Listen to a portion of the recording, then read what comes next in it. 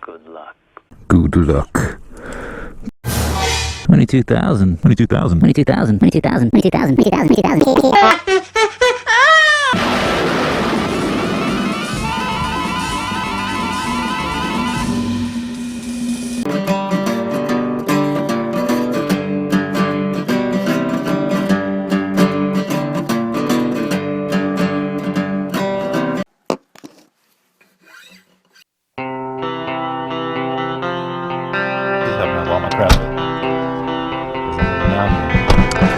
I'll show you where we're going. This is my view.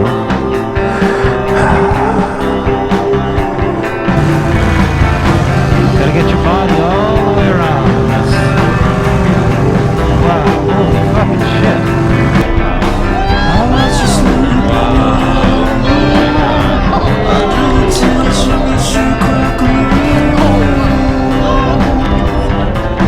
Photo equipment. And, ooh, look at that lizard. Oh.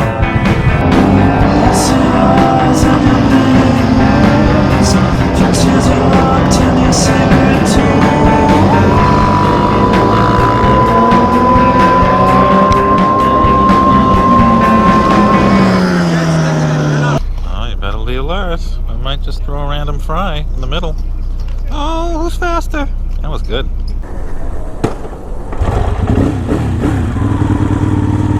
I'll take you down there and show you around a little bit. Got to get some gas.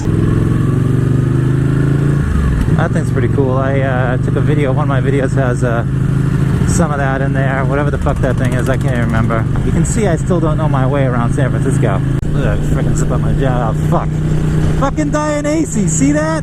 I just pulled off the fucking tab to my zipper. What the fuck am I going to do with this now? Oh, trash. Hello. Alright, here we are, friggin' San Francisco, Golden Gate Bridge. Fucking zipper in my mouth. See if some fucking fucknut park ranger comes over here and tells me I can't park here. Friggin' prick. What's that?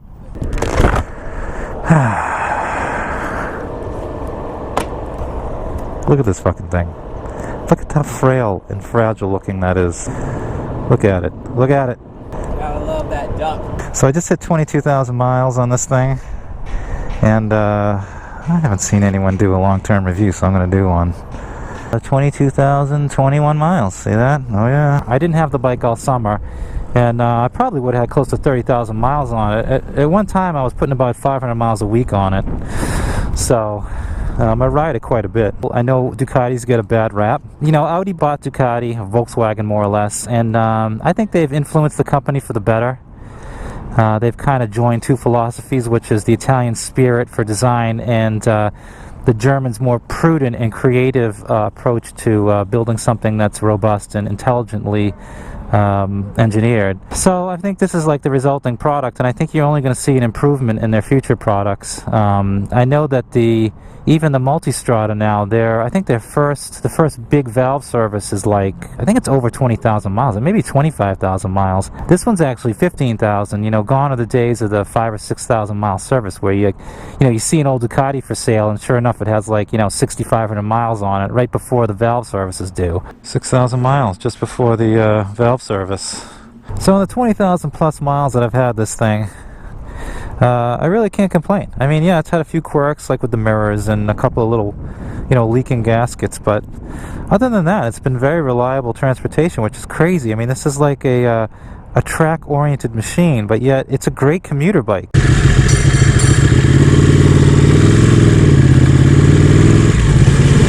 Wearing black leather in the gay district. A little Freddie Mercury over there. Mama, I don't wanna die. Sometimes wish I'd never been born at all. Carry on, and nothing really matters. For me, for me, for me. Camrys, ugh. Anytime there's an accident, there's a Camry right at the center of it. Hate these fucking things. Fucking Camrys. Friggin' Jimmys. It's a fucking red light, pal. It's been an awesome commuter bike. Very comfortable, economical. The maintenance costs are no more than your typical car, your typical economy car. If you do your own oil changes on your car, you can do your oil changes on this bike. There's no reason to go to the dealer for brake pads and oil changes. You can save yourself a little bit of money bringing the wheels, to the dealer as well, or whoever to put the tires on, unless you got a balancing stand. But overall, it's been a very reliable source of transportation. It is my main commuter vehicle, which is crazy, but it is. I mean, I think it's a very economical and fun way to get around. Some people think I'm crazy because I put so many miles on a Ducati, but I don't think it's crazy at all. It's an awesome bike. It's really fun to ride. And why spend your life commuting in a fucking car you hate, or a bike that you hate, just because you're saving yourself some money? This was no more expensive than a new car. Right? It's probably cheaper than the average car. I think I heard that the cost of an average car was like 30 grand. So, I mean, it's not that impractical. Like I said before, I get over 30 miles per gallon on average, and on the highway I get over 40. What fucking hatchback is going to run a 9-second quarter mile and do almost 200 miles an hour? Try doing that in a fucking Corolla. It's good to see you. I must go. I know I'm a good run. Anyway, my eyes are not accustomed.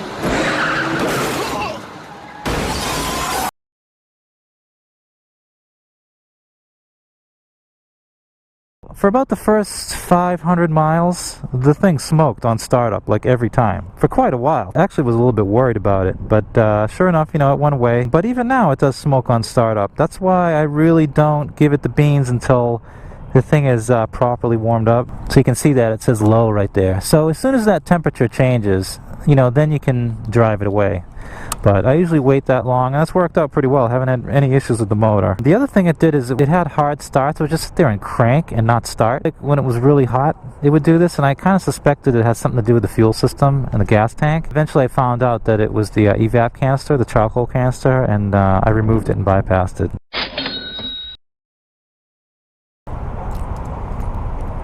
Everywhere I go, people stop me to either talk about the bike or get a picture with the bike. This was a demo bike. I bought this bike from Seacoast Sport Cycle. They're in Derry, New Hampshire. And I test rode this bike in the summer of 2012. So 2013, it had 100 miles on it. Most dealers don't let people test ride bikes, so I was kind of taken aback by the fact that they would let you take out, such a bling type of item. I just remember I couldn't stop laughing. I just could not stop laughing. It was like being given the opportunity to test drive like a Formula One car. I kept thinking about it for months through the winter, and then eventually I broke down in February and went in there, and I actually bought this very same bike, and it was at that time, because it was a demo bike, I got a fairly good deal on it. It was pretty much the same price as a base model, and Jim threw in a 600-mile service for free. From what Kyle told me, is essentially a 600-mile service is a remap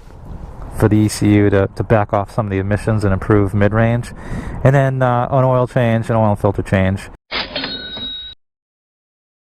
At 2,000 miles, the left mirror went on this thing, just started flopping around. They replaced that under warranty. At 2,500 miles, these heat shields started rattling. They still rattle. Some kind of retro kit to fix this.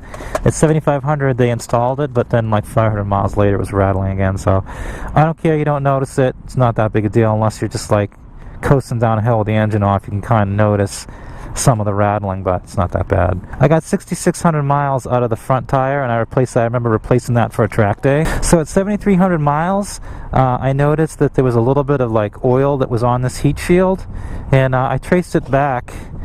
I could actually smell it. I was like, yeah, I smell burning plastic, and if you're using synthetic oil, you know that that's the fucking oil burning. So I'm like, alright, I got a leak somewhere. And I pulled off this heat shield, and sure enough, the rocker cover was leaking. It wasn't that much oil. You know, over a few hundred miles, there was probably like, you know, a couple of like quarter-sized marks left on the heat shield from the oil. But at 7,500, they pull the tank off anyway, so they can easily access the rocker cover. One of the things that bothers me about this is they use that fucking Ducati bond. You can see it there, which is more or less just RTV, room temperature vulcanizing adhesive.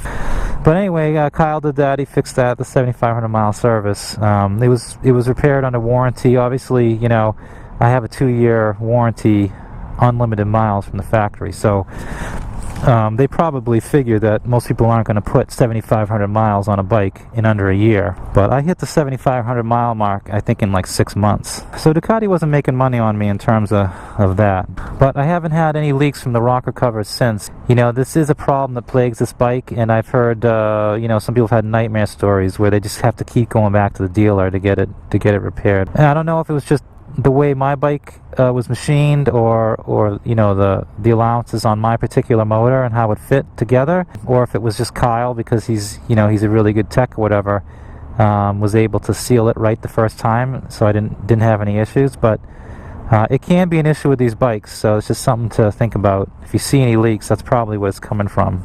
Get about 7,000 or 8,000 miles out of a set of brake pads, easy. At 7,500 miles, they swapped out the air filter for an MWR filter. I did notice a power improvement. They also did the rear tire, so I got about 7,500 out of that rear tire. They did the kit for the rattling mufflers, and they sealed the rocker cover leak. The cost for the 7,500 mile service was about $800. So it wasn't cheap, but you know, you figure, you know, most people aren't going to hit 7,500 miles for a few years, so $800 over like, you know, 2 or 3 years, it's not bad at all.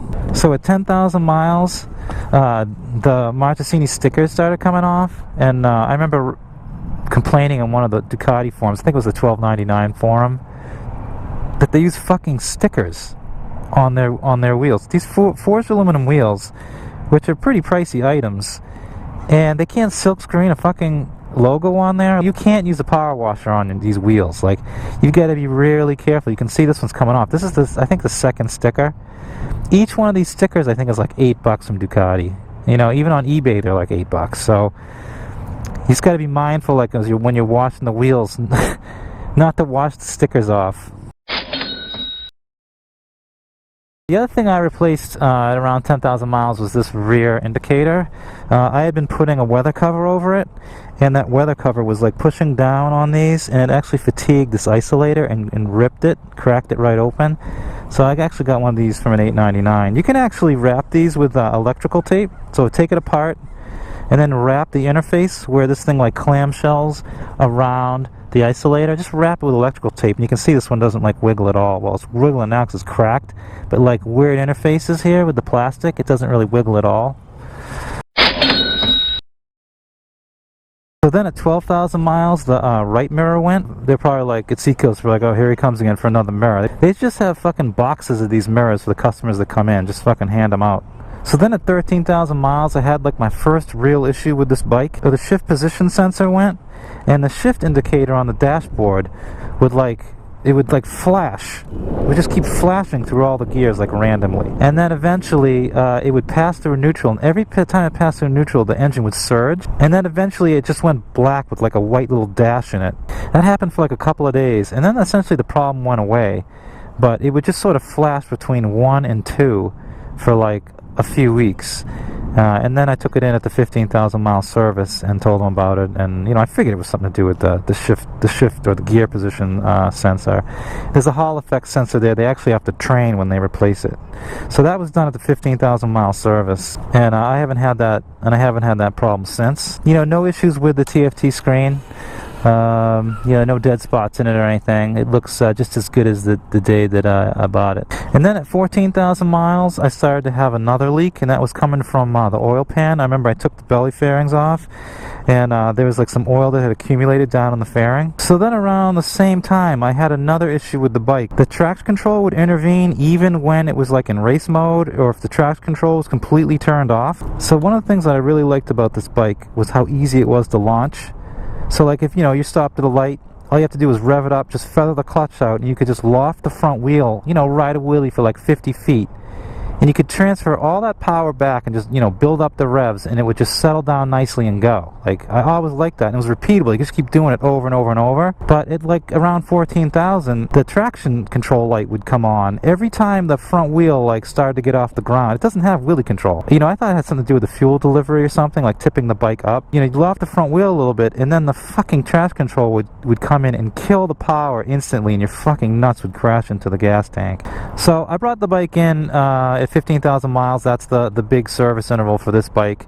That's where they check all the valve clearances. I was actually the first person to get the 15,000 mile service in New England, so they actually couldn't give me an estimate.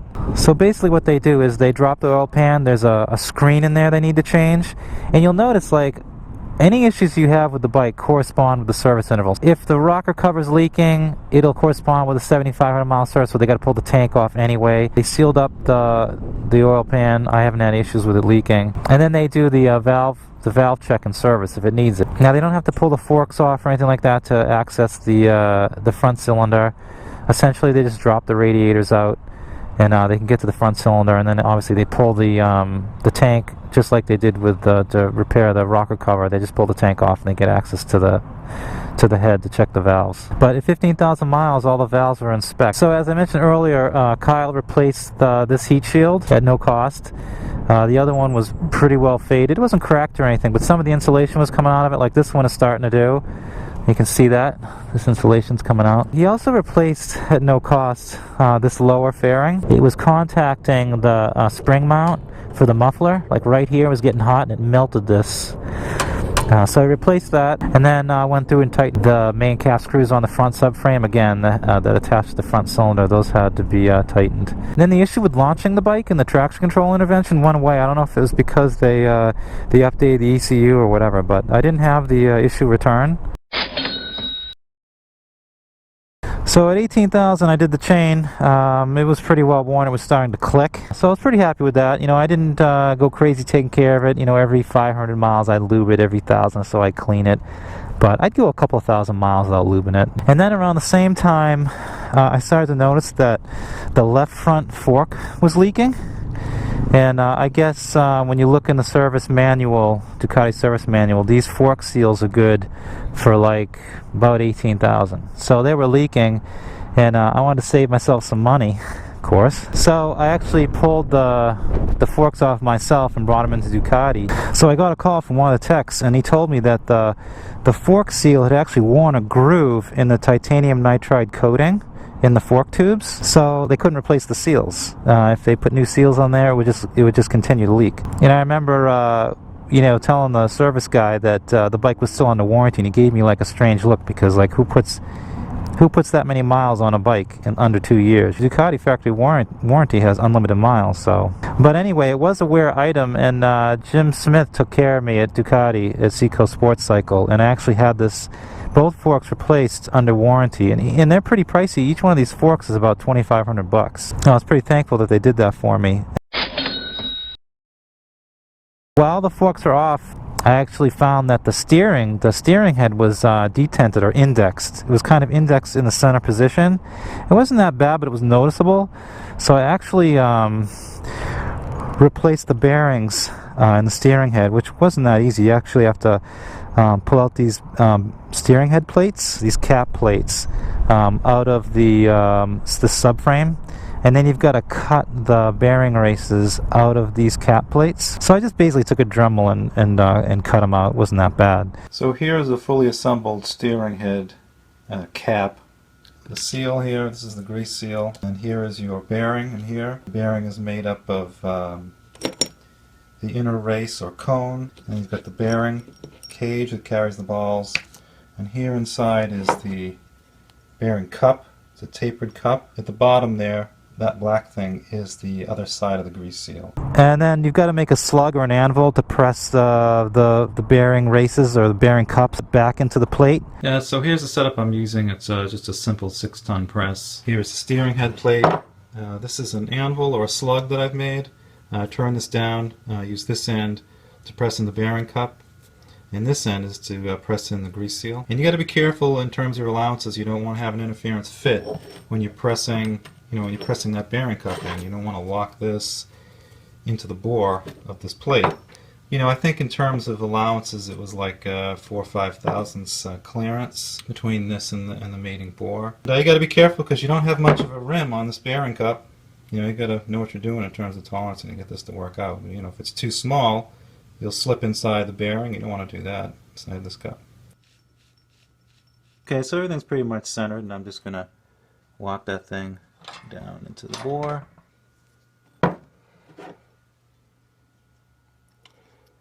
Looks like it's in there. Okay, so now we're going to do the same thing with the bearing cup. Okay, here's the fork from my 1199S, and I'm going to show you how to install the bearing cone and the seal. And then you put the bearing cone on. Now, the first journal here is, it's probably like a line-to-line fit, and this is a 1 1/4 inch piece of Schedule 40, and they put the bearing on, and then they tap this and drive it down with a hammer. Okay, so here's the setup, and there's a bunch of different ways to skin the cat here. Right, Jimmy? You've got to be careful when you put these plates back in that you clock them, you index them in the right position. Sure, they use a fixture. I know they use a fixture, a jig, to assemble the steering head. So you got to make sure that you clock that in the exact 3 o'clock position, or it won't go together. You'll have a gap in here. So I was able to get all the parts and assemble it, and it worked out fine.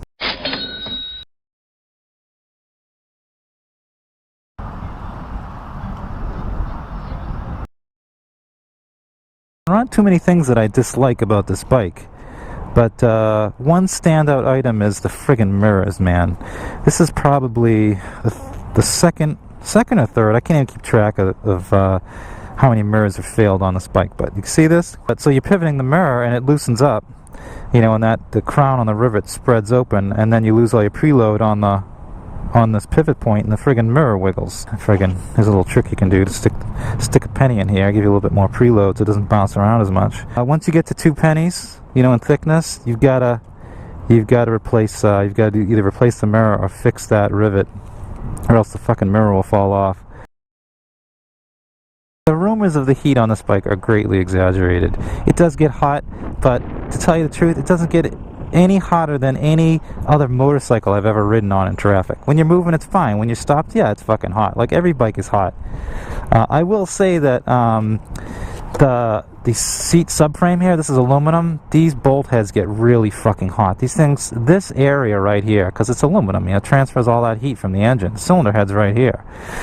So this thing probably gets up to like 180 degrees. I actually have burns on the, scars from burns that I've gotten on the inside of my thighs here. But it's not that bad. You wear your race leathers, or you wear some heavy jeans, and it's totally fine. But they also make heat shields for that area.